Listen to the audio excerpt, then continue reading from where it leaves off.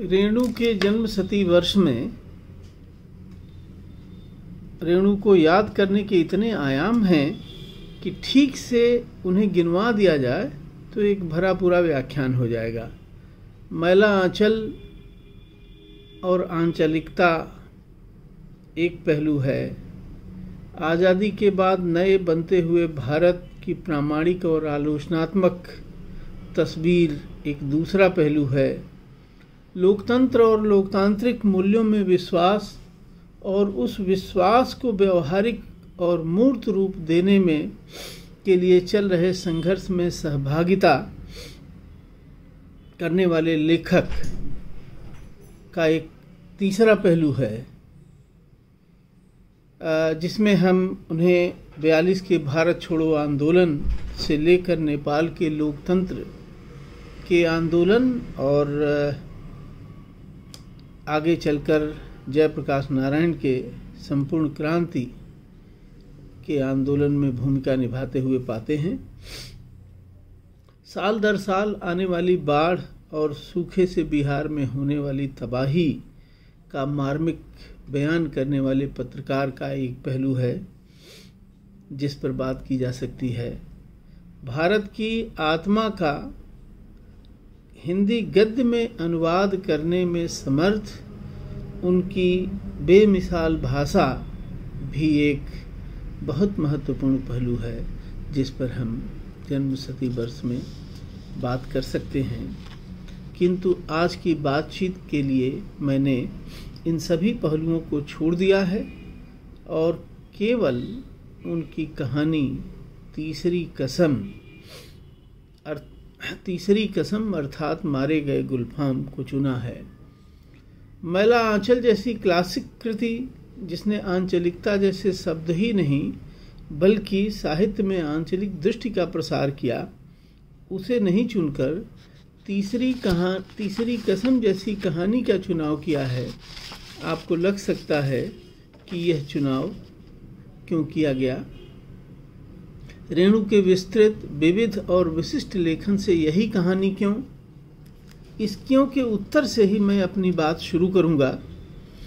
पहली बात तो यह कि तीसरी कसम किताबों से बाहर निकलकर एक भिन्न माध्यम में हमारे दिलो दिमाग में मौजूद है और व्यापक हिंदी समाज की स्मृति का हिस्सा है। जी हाँ, मैं तीसरी कसम फिल्म की बात कर रहा हूँ। हालांकि तीसरी कसम फिल्म का बनना भी एक कहानी है। भारत यायावर ने तीसरी कसम अर्थात मारे गए शैलेंद्र शीर्षक लेख में इसका बखूबी बयान किया है। एक कहानी जो बिहार के ग्रामांचल में लिखी जाती है, पटना से निकलने वाली एक नामालूम सी पत्रिका में 1958 में छपती है। पत्रिका का नाम अपरंपरा है। रेणु के समाजवादी मित्रों की मंडली ने ही यह संकलन निकाला था और अपरंपरा नाम में ही लीक से हटकर कुछ करने और कुछ होने का एक संकेत मिलता है। फिर यह कहानी रेणु के कहानी संग्रह ठुमरी में प्रकाशित होती है। मज़े की बात यह है कि ठुमरी जो कहानी संग्रह है, उस कहानी संग्रह में कोई ऐसी कहानी नहीं है जिसका शीर्षक ठुमरी हो, पर इसमें सभी कहानियों में लोक संगीत का एक प्रवाह, सहज प्रवाह ठुमरी की तरह मौजूद है। कहानी हिंदी सिनेमा के प्रथम पंक्ति के गीतकार शैलेंद्र तक पहुंचती है। कैसे पहुंचती है, इसे भारत यायावर के शब्दों में ही सुने। उसी समय मोहन राकेश के संपादन में राजकमल प्रकाशन से 5 लंबी कहानियां नामक एक पुस्तक छपी, जिसमें एक कहानी तीसरी कसम अर्थात मारे गए गुलफाम भी थी। इसे सबसे पहले नवेंदु घोष ने पढ़ा और अत्यधिक प्रभावित हुए। उन्होंने बासु भट्टाचार्य तथा इस कहानी को बांग्ला भाषा में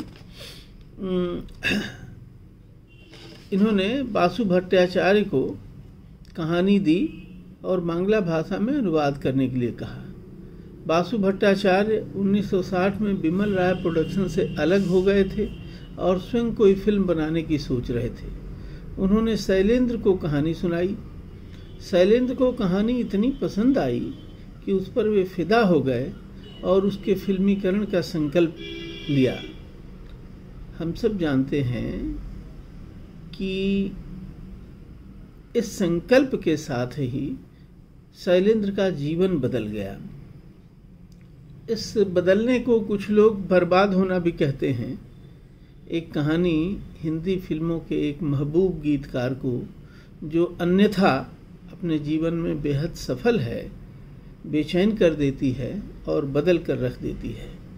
कभी कभी सोचता हूँ कि ऐसा क्या है इस कहानी में जिसने शैलेंद्र को न केवल बेचैन कर दिया बल्कि पूरी तरह बदल कर रख दिया। इस बात को यहीं छोड़ते हुए मैं आपको दूसरी वजह की ओर ले चलता हूँ, जिस नाते मैंने आज की बातचीत के लिए इस कहानी को चुना है। यह कहानी पूरी तरह से फणीश्वरनाथ रेणु का प्रतिनिधित्व करती है। रेणु के व्यक्तित्व और साहित्य की जितनी भी विशेषताएं बताई जाती हैं या ऊपर जिनका मैंने संकेत किया है, वे सब इस कहानी में मौजूद हैं। यह कहानी एक उमगती हुई नदी की तरह है, जो विश्वनाथ त्रिपाठी के शब्दों में मानो उपन्यास होना चाहती है। यूँ तो कहानी बहुत छोटी है, एक छोटी सी प्रेम कथा, पर उसके इर्द गिर्द जो परिवेश बुना गया है उसमें जालिम जमाने का मुकम्मल अक्स उतर आया है। हीरामन रह रह कर एक टीस के साथ कह उठता है, जा रे जालिम जमाना। कहानी जमाने के जुल्म का भी आईना होकर हमारे सामने आती है। इस कहानी को चुनने की एक और वजह है। इसे पढ़ते हुए कुछ कहानियाँ याद आती हैं, कुछ पात्र याद आते हैं, जीवन के कुछ प्रसंग याद आते हैं और कुछ परिस्थितियाँ याद आती हैं। इन यादों के सिलसिले से कहानी पाठक के मन में एक विस्तृत भूगोल की रचना करती है। हजारी प्रसाद द्विवेदी का उपन्यास अनाम दास का पोथा याद आता है। चंदर शर्मा गुलेरी की कहानी उसने कहा था कि याद आती है। प्रेमचंद की कहानी दो बैलों की कथा की बरबस याद आती है और ऐसे ही और भी बहुत बातें हैं जो याद आती हैं। निजी तौर पर इसे पढ़ते हुए मैं अपने बचपन में चला जाता हूँ, जब मेरी माँ अपने मायके जाती थीं तो ऐसी ही बैलगाड़ी से उनको ले जाया जाता था। बैलगाड़ी पर पर्दा रहता था जिसे हम लोग ओढ़नी कहते थे, और उस ओढ़नी में बैठी हुई माँ के साथ हम लोग भी होते थे। और बैलगाड़ी जब एक गांव से दूसरे गांव में गुजरती थी तो पीछे पीछे बच्चों का झुंड दुल्हन को विदा करने का फर्ज निभाते हुए चलता था। हमारे रास्ते में एक छोटी सी नदी, जिसे छोटी गंडक कहते हैं, वो पड़ती थी और बैलगाड़ी सवारी सहित उस नदी को पार करती थी। वह सब दृश्य याद आ जाता है। इन सभी यादों के साथ कहानी का जो भूगोल बनता है वह समूची 20वीं शताब्दी को अपने आगोश में ले लेता है। 20वीं शताब्दी का जो भारत है उस भारत को अपने आगोश में ले लेता है। जैसा कि मैंने शुरू में कहा है, यह मुख्तसर सी एक प्रेम कथा है। गाड़ीवान हीरामन और कंपनी की मशहूर नर्तकी हीराबाई की प्रेम कथा। खास बात यह है कि इस अव्यक्त प्रेम की कथा अपने बितान में महाकाव्यात्मक है। हीरामन और हीराबाई के अलावा यह एक ऐसे अंचल की कथा भी है जिसके जीविका उपार्जन का साधन कृषि और पशुपालन है। हीरामन अपनी सीधी सादी जिंदगी में खुश है। वो 20 साल से बैलगाड़ी हाँकता है, गाड़ीवान है और गाड़ीवानी की कला का उस्ताद है। वो बैलगाड़ी हाँकना यानी गाड़ीवानी उसके जीवन का परम सुख है। उसके बैल खुश रहें, भैया भाभी खुश रहें, बस इस सुख में वो अपभ्रंश के एक कवि की पंक्ति याद आती है कि चार बैल्ला धेनु दुई और मिठा बोली नारे। तो 4 बैल हों दरवाजे पर, 2 गायें हों और मीठा बोलने वाली एक औरत हो। हीरामन के जीवन में 2 बैल हैं, बैलगाड़ी है और उसकी अपनी एक भाभी हैं और इसी में खुश है। अपनी खुशी में, भैया भाभी की खुशी में प्रसन्न है वो। इस सुख में 3 बार खलल पड़ती है। पहली बार तब जब वह चोरी का माल ढोते हुए पकड़ा जाता है और उसे अपनी गाड़ी गंवाकर जान बचानी पड़ती है। वह कसम खाता है कि आगे से चोरी का माल नहीं लादेगा। दूसरा वाकया बांस लादने का है। बांस का एक सिरा बैलगाड़ी के काफ़ी आगे तक जाता है, इसका पूरा डिटेल दिया है कहानी में, और दूसरा सिरा पीछे तक निकला होता है। इसी में एक दिन किसी से टक्कर हो जाती है और हीरामन पिट जाता है और आगे से बांस न लादने की कसम खाता है। हीरामन की कस्में आत्मोद्बोधन के लिए हैं। अमूमन कसम दूसरे को विश्वास दिलाने के लिए खाई जाती है। हालांकि चलन में तो यह है कि हमारे यहाँ झूठ बोलने के लिए कसम खाई जाती है और खाई जा रही है। लेकिन तीसरी कसम की जो कस्में हैं वो इसलिए खाई जा रही हैं कि दोबारा ऐसी गलती न हो जिससे किसी झंझट में पड़ें और हमारी जो सीधी सादी ज़िंदगी चल रही है उस ज़िंदगी में जो चैन है उस चैन को गंवाना पड़े। पहली 2 कस्मों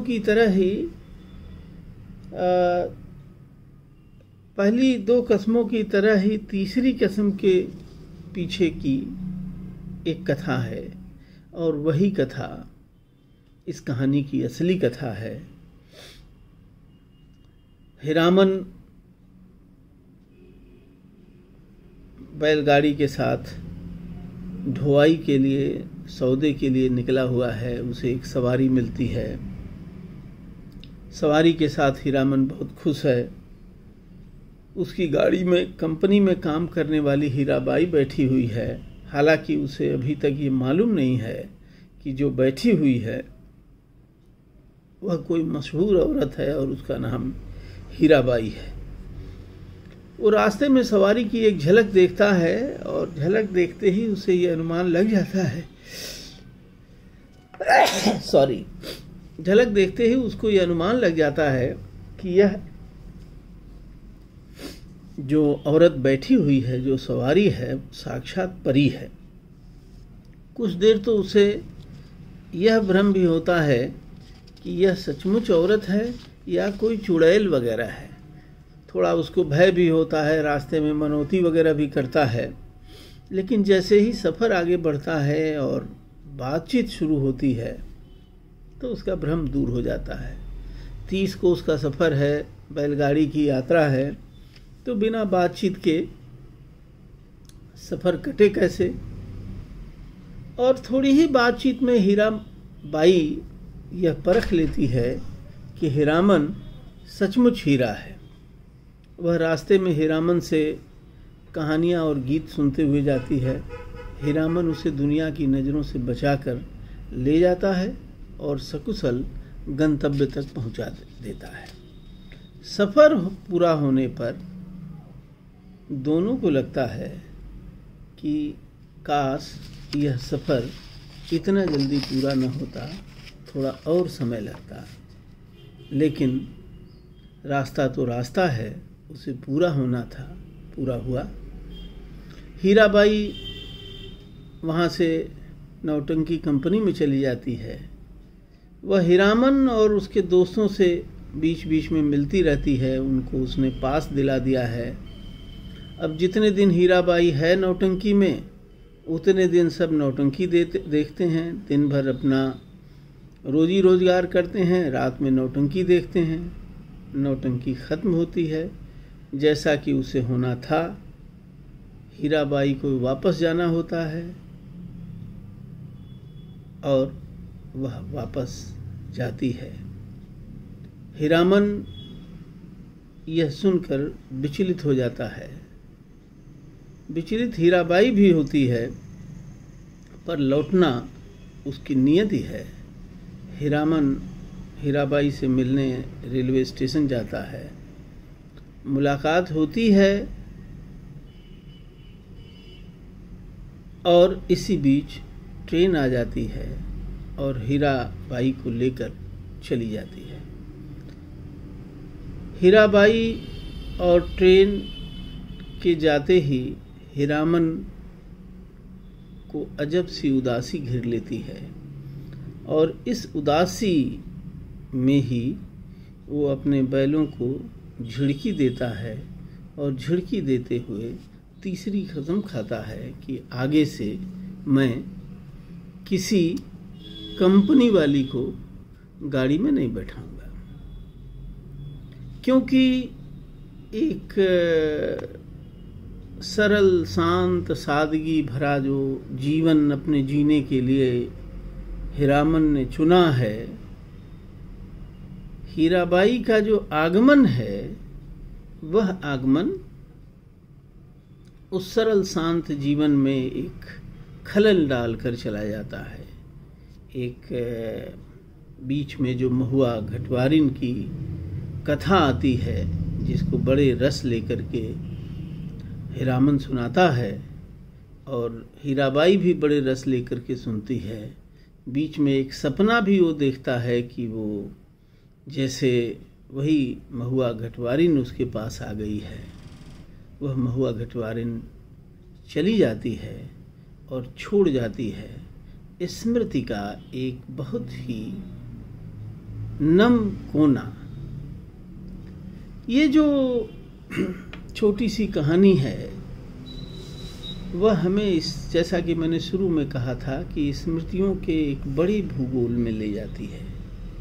कहानी का पहला वाक्य है, हीरामन गाड़ीवान की पीठ में गुदगुदी होती है, गुदगुदी लगती है। जब हीराबाई आके उसकी गाड़ी में बैठ जाती है और उसे आभास हो जाता है कि एक परी जैसी स्त्री इसमें बैठी हुई है, तभी से उसकी पीठ में गुदगुदी लगती है। और जैसे ही यह वाक्य हम पढ़ते हैं, स्मृति को झटका लगता है और तुरंत हमारा मन हजारी प्रसाद द्विवेदी के उपन्यास अनाम दास का पोथा के रैक्व के पास पहुंच जाती है। हम जानते हैं कि रैक्व की पीठ में खुजली होती है और पीठ की खुजली मिटाने के लिए एक टूटी हुई बैलगाड़ी है, जिस पर पीठ टिका करके रैक्व अपनी पीठ खुजलाते रहते हैं। ये जो पीठ खुजलाने की कहानी है वो बड़ी दिलचस्प है। रैक्व एक ऋषि कुमार हैं, उपनिषद काल के ऋषि कुमार हैं, सीधे हैं, सरल हैं, तत्वदर्शी हैं। अपना जो हीरामन है वह भी सीधा है, सरल है और तत्वदर्शी भले न हो, लेकिन एक लोक ज्ञानी है।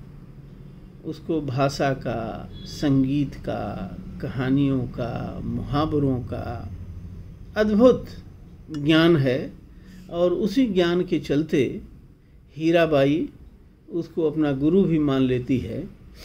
तो जैसे हीरामन और हीराबाई की भेंट होती है, वैसे ही वन प्रांतर में ऋषि कुमार की भेंट, ऋषि कुमार रैकु की भेंट जाबाला से होती है। रैकु की स्थिति यह है कि उसे ये पता ही नहीं है कि स्त्री जैसा कोई मनुष्य होता है, स्त्री जैसी कोई शख्सियत होती है। और एक अपूर्व सुंदरी को सामने देख करके उसकी मोहकता के मोह में फंस करके आकर के जो मुग्धता उसके व्यक्तित्व में आती है वो देखने लायक है। जाबाला भी बैलगाड़ी से आई है, आंधी में फंस गई है, गाड़ीवान को कुचलकर बैल कहीं भाग गए हैं। जाबाला जंगल से सुरक्षित अपने पिता के घर तक पहुंचना चाहती है। ऐसी ही परिस्थिति में रैकु से उसकी भेंट होती है और रैकु उसको देख के इतना ललकता है, उसके निकट आ जाता है, उसे छूने की कोशिश करता है। तो जाबाला उसको सजग करती है कि ऋषि कुमार, मैं राजा जानश्रुति की कन्या हूँ और तुम्हें इतनी बात तो पता ही होगी या पता होनी चाहिए कि इस तरह स्त्रियों का स्पर्श करना अनुचित है, पाप है। परंतु मैं तुम्हारी सरलता पर मुग्ध हूँ। मुझे ऐसा लगता है कि तुमने कोई लड़की देखी ही नहीं, तभी तुम्हें आश्चर्य हो रहा है। मैं राजा की कन्या हूँ, कुछ समझ रहे हो? जाहिर है कि ऋषि कुमार को कुछ भी समझ में नहीं आ रहा था। वो भौचक्के खड़े थे असमंजस में। और ऋषि कुमार कहते हैं कि कन्या शब्द से मैं परिचित हूँ, लेकिन वह होता क्या है यह मैं नहीं जानता। अब राजकुमारी को कुतूहल हुआ। अच्छा ऋषि कुमार, तुमने व्याकरण पढ़ा है? ऋषि कुमार ने गर्व से कहा, अवश्य पढ़ा है। तो फिर जानते हो व्याकरण में पुल्लिंग और स्त्रीलिंग होता है? जानता हूँ। तुम पुल्लिंग हो, मैं स्त्रीलिंग। आगे मुझे संबोधित करना तो व्याकरण सम्मत स्त्रीलिंग के अनुसार करना। तो ये सब लिंग भेद समझाती है और फिर कहती है कि मुझे कन्या समझो, और जो व्याकरण में तुमने स्त्रीलिंग और पुल्लिंग पढ़ा है तो तुम पुल्लिंग हो और मैं स्त्रीलिंग हूँ, और ये दोनों के बीच का जो व्यवहार है उस व्यवहार का एक सामाजिक स्वरूप है, आदि आदि इत्यादि वो समझाती है। ये सब प्रसंग जो है याद मुझे इसलिए आ रहा है कि हीराबाई हीरामन का नाम पूछती है, तुम्हारा नाम क्या है? तो हीरामन कहता है, मेरा नाम हीरामन है। सवारी मुस्कुराती है, मुस्कुराहट में खुशबू है। तब तो मीता कहूंगी, भैया नहीं, मेरा नाम भी हीरा है। इस हीरामन को प्रतीत नहीं, मर्द और औरत के नाम में फर्क होता है, एक जैसा नाम क्यों है? हाँ जी, मेरा नाम भी हीराबाई है।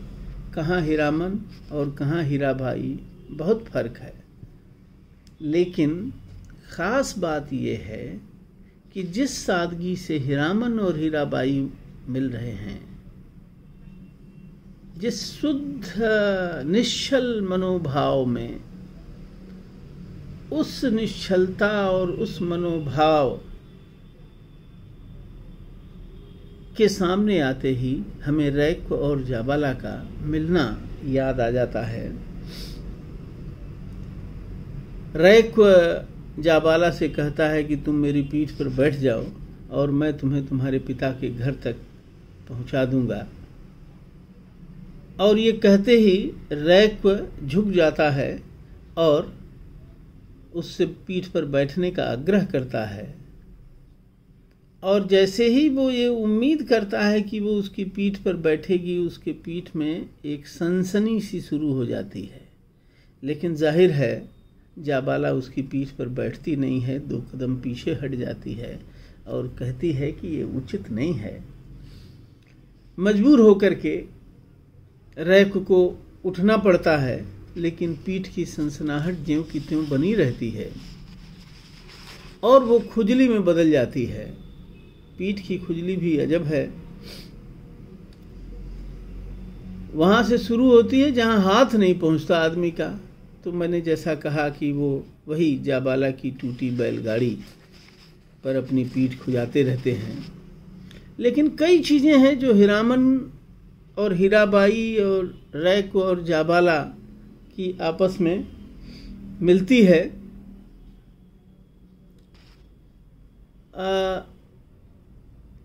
बुद्धिमान है हीरामन भी, ऋषि कुमार तो तत्वदर्शी हैं ही। एक भोलापन है जो दोनों में सामान्य रूप से मौजूद है। जाबाला की आवाज़ सुनकर के रैक को लगता है कि जैसे सामवेद का गायन हो रहा है, वाणी सामगान की तरह पवित्र लगती है। और इधर हीरामन को हीराबाई की आवाज़, उस अनदेखी औरत की आवाज़ कैसी लग रही है, वो अचरज में पड़ जाता है और लगता है जैसे कि बच्चों की बोली हो, महीन फेनु गिलास जैसी। ये फेनु गिलास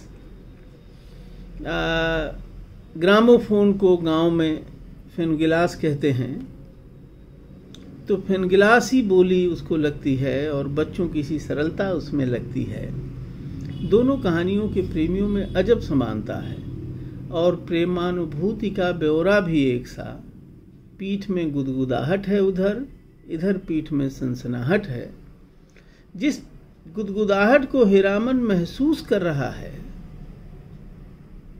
उसका कहीं और बयान नहीं है, उसे रैक व्याख्यायित करता है। मेरे भीतर जो प्राण वायु है वह तुम्हें देखकर बहुत चंचल हो गया है। तुम्हें दिखाई नहीं देता, पर मेरे भीतर भयंकर आंधी बह रही है। मैं नहीं जानता वह मुझे उड़ाकर कहाँ ले जाएगी, पर वह उड़ा रही है।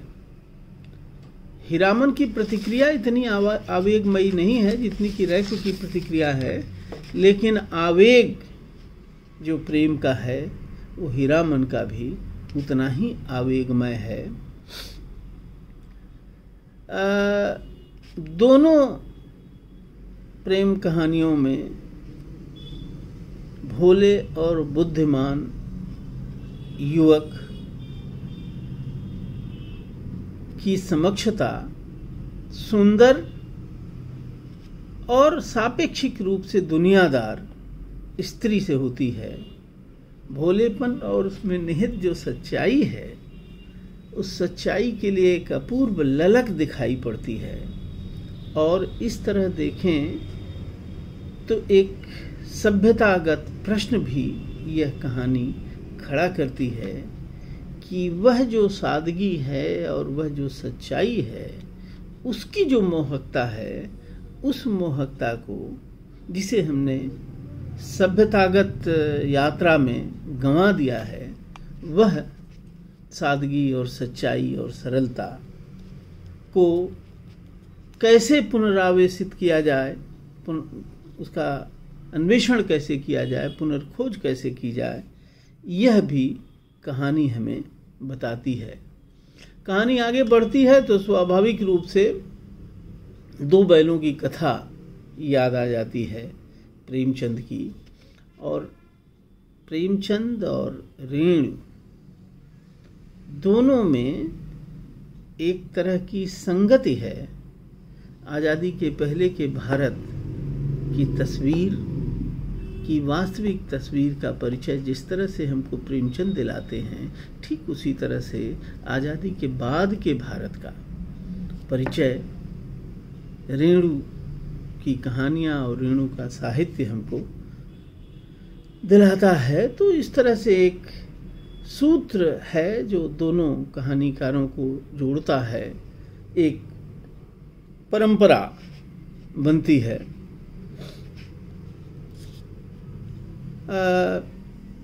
आज़ादी के बाद के नए बनते हुए भारत की जैसी तस्वीर और आलोचनात्मक तस्वीर, प्रामाणिक तस्वीर रेणु देते हैं, वैसी आत्मीय तस्वीर हमें दिखाई नहीं देती। और बैलों का भारतीय जीवन में आप देखिए तो बैल से किस तरह हीरामन संवाद करता है। ये जो बैल और हीरामन का संवाद है, वह संवाद दो बैलों की कथा और झूरी के जो दो बैल हैं, और जिस तरह से वह मनुष्य की तरह व्यवहार करते हुए, आप याद करें कि जब वो बैल झूरी की ससुराल से लौट करके आ जाते हैं और झूरी के दरवाजे पर खड़े हो जाते हैं, तो सारे बच्चे जुट गए हैं और सारे बच्चे उन बैलों का अभिनंदन करते हैं और कहते हैं कि ये बैल तो मनुष्य की तरह व्यवहार करते हैं। तो यह बैल का मनुष्य की तरह व्यवहार करना और मनुष्य का बैल के साथ मनुष्य की तरह व्यवहार करना, यह एक भारतीय समाज की और कृषि आधारित समाज की एक अद्भुत विशेषता है, जो विशेषता प्रेमचंद के समय में भी बनी हुई थी, हमारे रेणु के समय में भी बनी हुई थी। कृषि के ढांचे में और कृषि की संरचना में परिवर्तन के नाते वह रिश्ता बैलों के साथ आदमी का वह रिश्ता बना नहीं रह गया है बेशक, बल्कि अब उसमें एक नई त्रासदी पैदा हो गई है कि जैसे जैसे खेती से बैलों की भूमिका खत्म होती गई है, वैसे ही गायों के बछड़ों के जीवन की एक नई त्रासदी पैदा होती है। इस त्रासदी की ओर इशारा करते हुए केदारनाथ सिंह की एक कविता है, बैलों का संगीत प्रेम, जिसमें बैलों को ट्रैक्टर की आवाज़ सुनाई पड़ती है और वे थमक जाते हैं। तो एक ट्रैक्टर की आवाज़ की मोहकता भी है, लेकिन उस मोहकता के भीतर एक त्रासदी है जिसकी ओर कवि ने इशारा किया है। तो जिस तरह से अपने बैलों के लिए हीरामन गाड़ी को छोड़ देता है, पूरी एक अर्थव्यवस्था है जो बैलों के साथ जुड़ी हुई है, गाड़ी वानी के साथ जुड़ी हुई है। याद करिए कि काफ़ी दिन और यह एक तरह की परस्परता समाज में बनती है। मान लो कि हमारे पास बैल है लेकिन गाड़ी नहीं है या हल नहीं है, और कोई है जिसके पास गाड़ी है और बैल नहीं है, तो ये दोनों मिलजुल के काम करते हैं। याद करें कि हीरामन भी जब उसकी गाड़ी खो गई है, गायब हो गई है, छूट गई है, तो वो अधिया पर गाड़ी चलाता है, दूसरे की गाड़ी लेके आता है।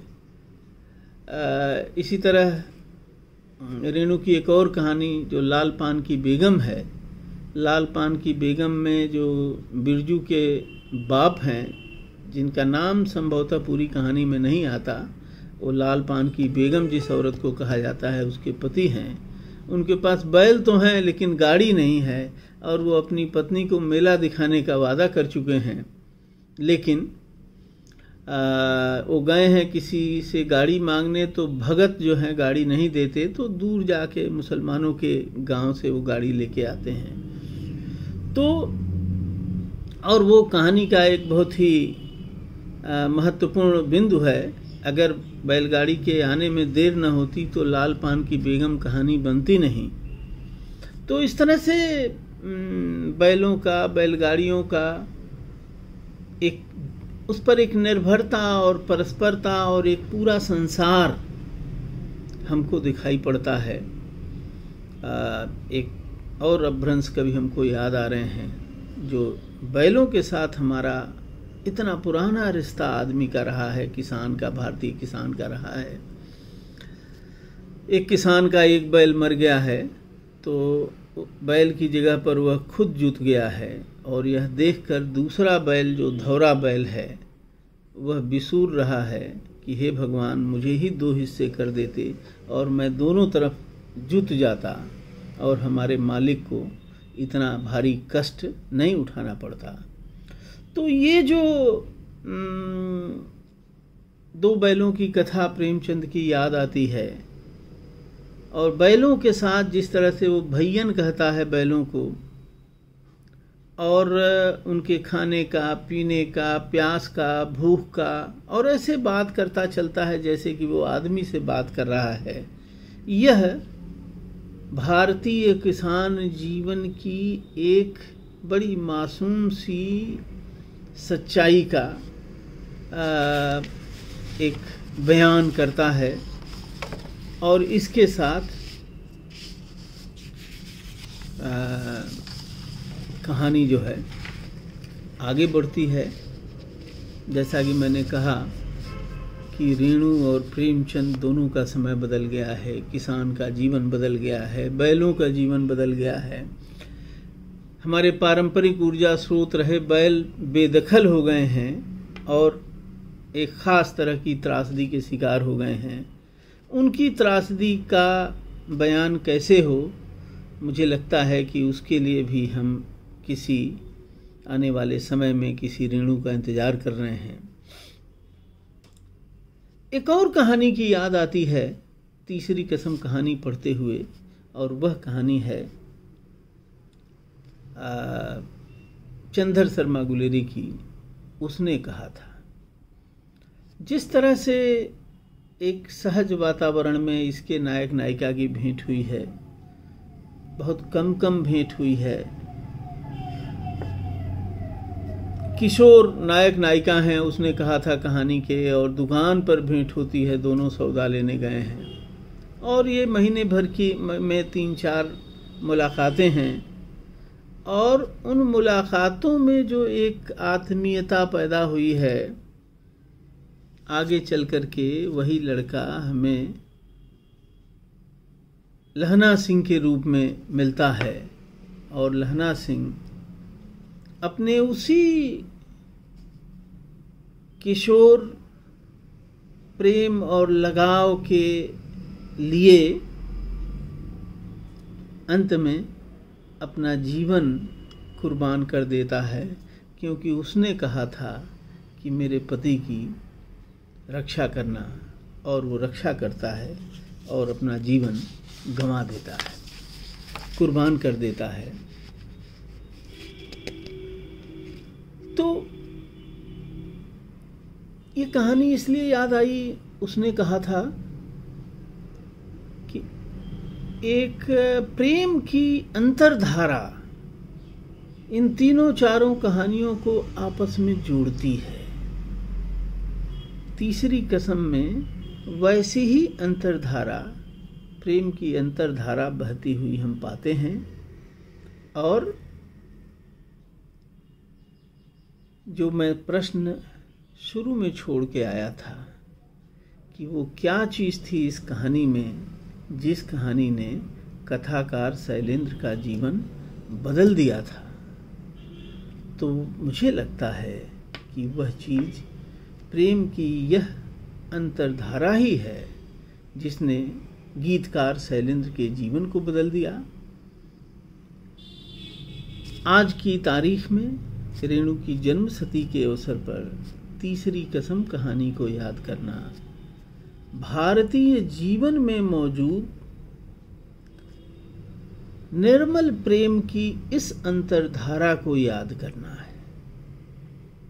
हम जानते हैं कि तमाम सारी वजहों से यह जो निर्मल प्रेम की अंतर्धारा है वह कहीं खो सी गई है। रेणु की कहानी हमें प्रेरित करती है कि खो सी गई सादगी भरी ये जो निर्मल प्रेम की कहानी है, उसकी जो अंतर्धारा है, उस अंतर्धारा को इस कठिन समय में, जबकि मानवीय प्रेम और करुणा, सरलता, भोलापन जैसी चीज़ें पीछे छूट गई हैं, यह कहानी उन सब चीज़ों का उत्खनन करने, खोजने और अपने जीवन में एक तरह से उसका संधान करने की प्रेरणा देती है, जो कि तो एक तरह से चाहे तो हम इस कहानी को भारतीय जन जीवन में मौजूद उस सरल सादगी भरे प्रेम की अंतर्धारा के एक स्रोत के रूप में इस कहानी को देख सकते हैं और पढ़ सकते हैं। मैं समझता हूँ कि रेणु के जन्म शती वर्ष में रेणु के समग्र साहित्य को याद करना, रेणु के इस तीसरी कसम कहानी के बहाने रेणु को याद करना, रेणु के साहित्य को याद करना और उस साहित्य के पीछे उस समाज को याद करना और उस समाज के साथ रेणु का जो आत्मीय लगाव है, उस आत्मीय लगाव को याद करना रेणु के जन्म शताब्दी वर्ष की यह एक बड़ी सार्थकता होगी।